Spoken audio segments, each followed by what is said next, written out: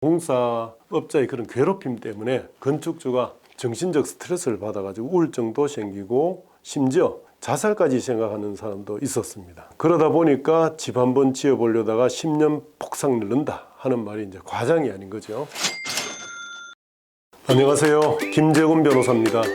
요즘 건물주의 주가가 하늘 높은 줄 모르고 올라가고 있습니다.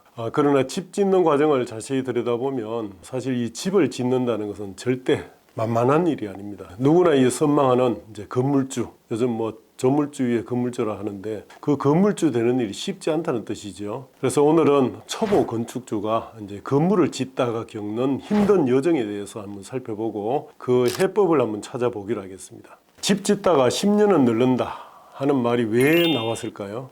저는 20여 년간 이제 부동산 건설 분쟁을 주로 다뤄왔습니다. 우리 법무부인 효연에서도 이제 부동산 건설 전문 법률 서비스로서 부동산 건설 관련 분쟁을 다루는 비율이 거의 100%에 육박합니다. 그 과정에서 실제 건축주가 집을 짓다가 공사업자 때문에 이제 고통을 당하는 경우가 적지 않게 이제 봐왔습니다. 공사업자가 돈을 더 달라고 공사 현장을 이제 장기간 스톱시켜 놓는 등 공사업자의 그런 괴롭힘 때문에 건축주가 정신적 스트레스를 받아가지고 우울증도 생기고 심지어 자살까지 생각하는 사람도 있었습니다. 그러다 보니까 집 한번 지어보려다가 10년 폭삭 늘른다 하는 말이 이제 과장이 아닌 거죠. 건축을 해보지 않는 사람이라면 건축주가 왜 공사업자 때문에 그런 고통을 겪을까 하고 이제 반문할 수도 있습니다. 사실 지금도 곳곳에 많은 건물들이 지어지고 있고 또 양심적이고 이제 정도를 걷는 공사업체들이 이제 다수입니다. 그래서 큰 분쟁 없이 잘 마무리되고 있죠.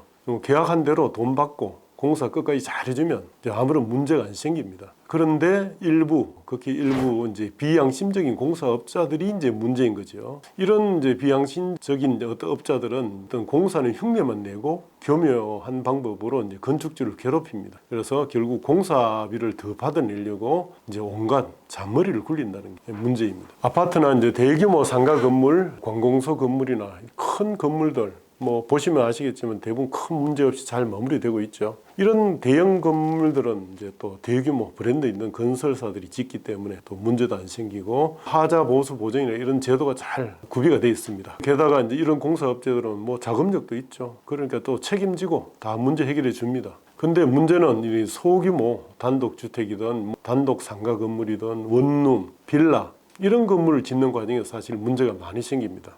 이런 이제 소규모 회사들이나 업체들은 영시하기 때문에 한 건이라도 더 수주해야 사실 먹고 사는 형편입니다. 그러다 보니까 좀 안 좋은 마음만 먹으면 어리숙한 건축주들을 괴롭혀가지고 최대한 돈을 공사비 명목으로 챙기려 할 수 있는 거죠. 물론 이런 영시업체들도 중에서도 정도 경영을 해서 이제 성실하게 공사하는 분들이 많이 있습니다. 그러나 이제 몇몇 이런 문제의 업체들이 미꾸라지 한 마리가 이제 온 도랑물 다 흐린다 하는 속담이 주인공이 되는 거죠.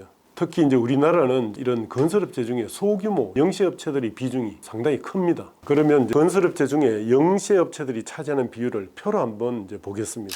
건설업체 통계를 보면 2019년 기준으로 이제 전국이 7만 5천여 개가 있답니다. 그 중에 이제 중대형이라 할 수 있는 종합건설업체가 11,000여 개, 이제 소규모 전문 건설업체가 6만 4천여 개, 이런 소규모 업체가 대부분 차지하고 있네요. 결국 소규모 업체와 일을 이제 진행할 확률이 그만큼 높아지는 거죠. 그 외에도 등록 안 된 영시업체들이 상당수 있습니다. 통계를 종합해 보면 건설업체 총 종사자 수가 170만 명이 넘는다고 하네요. 그럼 어떤 방법으로 이런 업체들이 건축주를 괴롭힐까요? 자, 일부 악덕 공사업자들은 공사 계약하기 전에는 이제 한 건이라도 수주해야 되니까 최선을 다해서 공사해 주겠다고 구두 약속을 합니다. 근데 막상 계약을 하고 이제 공사 성금조로 상당한 돈을 받고 공사에 착수한 이후에는 갑자기 태도를 돌변합니다. 그 양의 탈을 쓴 늑대처럼 돌변한다고 합니다. 화장실 이제 들어갈 때 나올 때 마음이 달라지는 것과 똑같죠. 공사 계약을 했으면 그 계약한 공사대금 범위 내에서 공사를 다 완료해 줘야 될 의무가 있겠죠. 근데 이제 추가 공사비가 더 들었다 이 핑계 저 핑계 되면서 당초 약정한 공사비 위에 더 달라고 공사 현장을 이제 올스톱 시킵니다. 올스톱. 이런 사례들이 흔히 있습니다. 게다가 공사해 놓은 것도 보면 하자투성이죠. 이처럼 건축주로서는 도무지 납득할 수 없는 이유를 들어서 몇 달씩이라도 공사 중단한 채로 건축주를 이제 압박하는데 특히 이제 건축주의 약점을 잘 이용합니다. 이런 업체들은. 건축주가 일정 기간 내에 준공해서 영업을 시작해야 됩니다. 또 이미 이제 준공되고 난 뒤에 임대할 업체를 확보해 놨습니다. 그런데 이런 건축주의 약점을 악용해서 공사를 지연시키게 되면 건축주가 상당한 피해를 입게 되죠. 제가 전에 했던 사건 중에 하나가 유치원 건축 공사를 맡겼는데 건축주가 3월 달에 유치원생을 모집을 해야 되는데 일방적으로 공사 대금 더 달라고 하면서 공사를 중단하는 바람에 그게 다 무산되고요. 또 빌딩을 지은 업체 같은 경우는 유명한 의류 업체하고 이미 임대차 계약을 다 체결해 놨습니다. 그런데도 불구하고 한 9개월이나 추가 공사 대금 요구하면서 공사를 중단하는 바람에 그 계약이 파기될 상황까지 갔습니다. 엄청난 이제 피해를 입게 되는 거죠. 그리고 이런 약점을 이제 최대한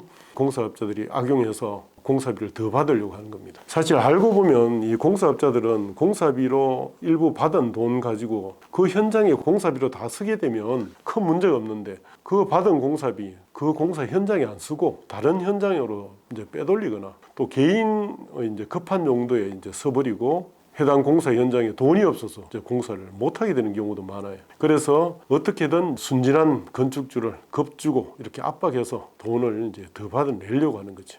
그 외에도 이제 당초 공사비를 잘못 책정해서 너무 싸게 계약을 하다 보니 결국 돈이 모자라니까 모자라는 부분을 벌충하려고 이제 억지 부리는 경우도 있습니다. 사실 공사비를 잘못 책정하는 경우도 있는데 건축주하고 잘 얘기해서 뭐 증액을 요청할 수도 있는데도 불구하고 건축주가 안 들어줄 것 같으니까 억지라도 이제 부리는 거죠.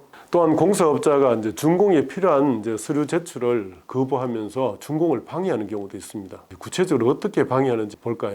건축 공사를 완료하면 해당 지자체의 이제 사용 승인, 사용 검사를 받아야 합니다. 보통 준공 검사를 하죠. 이걸 받아야 이제 사용할 수 있고 등기도 할 수 있게 됩니다. 그런데 공사업자 중에서는 이제 준공 검사를 무기로 해서 당초 약정된 공사에 더 받아내려는 사람들이 있습니다. 공사는 뭐 대충 하자투성이로 마무리해놓고 잔여 공사는 중단해놓고 추가 공사를 대금을 안 주면 준공에 필요한 서류를 내주지 못한다고 버티는 방법이죠. 사실 준공에 필요한 이제 공사 완료 확인서, 각 하도업자들의 이제 사용 전 검사 필정, 그리고 이제 설치 확인서, 설치 사진, 이제 자재 납품 확인서, 시험 성적서 이런 거 제출해주지 않으면 이제 준공을 받을 수 없는데 이런 약점을 이제 악용하는 거죠. 왜 준공을 못 내게 막을까요? 공사업자로서는 이제 아직 못 받은 돈이 있다면 따로 공사대금 청구 소송해서 받아내면 됩니다. 굳이 준공을 방해하는 행동을 안 해도 공사업자 특별히 불리할 게 없어 보입니다. 그러나 공사업자가 건축주 상대로 이제 만약에 공사대금 청구 소송을 했다. 그러면 건축주가 거꾸로 부실 공사한 거에 대한 하자로 인한 손해배상 청구도 하고 또 공사가 상당히 지연됐을 때 지체상금 그것도 제법 되죠. 그 지체상금 청구도 하게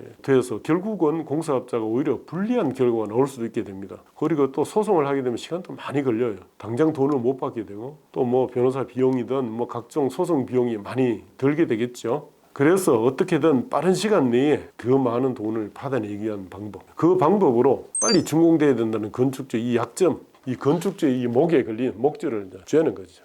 이렇게 이제 준공을 방해하면 이제 건축주로서는 이제 어떻게 대응하면 될까요? 자, 물론 뭐 건축주와 원만히 잘 협의하는 게 제일 좋겠지만 악덕 업주들하고 협의가 안 될 경우의 문제입니다. 그래서 제 경험상 건축주는 이런 상황에서 절대 공사업자한테 끌려다녀서는 안 된다. 단호하게 대응할 필요가 있다. 꼭 강조하고 싶습니다. 무엇보다도 이제 준공이 급선무인 만큼 빨리 이제 그 업자한테 계약 이행을 촉구하고 계약을 해지하는 통지서를 먼저 내용 정리표로 보낼 필요가 있습니다. 그 내용 증명에 이런 내용을 넣을 필요가 있죠. 일주일이나 한 10일 정도 기간 내에 준공을 하거나 납득할 만한 준공 계획을 밝혀라. 그렇지 않으면 공사 계획을 해지한다 하는 이런 내용요. 그러고는 신속하게 새로운 공사업자를 선정할 필요가 있습니다. 새로운 공사업자를 통해서 잔여 공사를 마무리하고 새로운 업자의 도움을 받아가 준공 서류를 보완해서 준공을 내면 됩니다. 제가 이런 상황에서 사건을 많이 이제 수임한 적이 있는데 그 사건들 새로운 업자 선정해서 준공을 다 받아내더라고요. 자, 이런 과정에서 정정공사업자나 그 하도업자가 준공에 필요한 서류, 공사완료 확인서, 자재납품 확인서, 시험 성적서 제출을 거부하면서 공사대금 더 달라고 하는 거죠. 근데 대부분 건축주들이 이런 상황에서 어떻게 해결될지 몰라가지고 이 점을 가장 두려워하는데 준공이 늦어질까봐 두려워하는데 이런 상황에서 너무 걱정할 필요 없습니다. 겁니다. 공사 계약이 이제 해지되는 그런 비상 상황이기 때문에 새로운 공사업자한테 부탁을 해서 설계자, 감리자, 담당 공무원 협조를 구하면 준공 내는데 큰 문제는 없습니다. 공사업자가 준공을 거부하는 거, 준공을 지연시키는 걸 무기로 해서 건축주 돈을 갈취하려는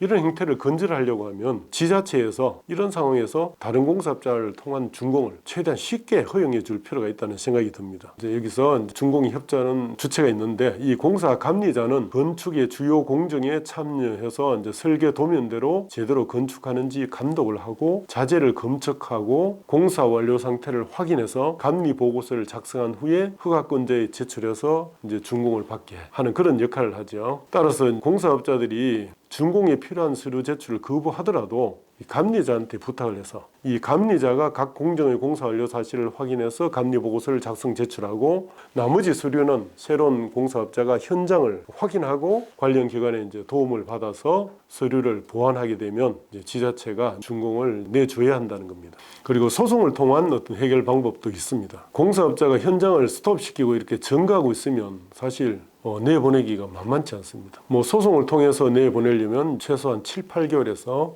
최대한 2년은 걸릴 수 있습니다.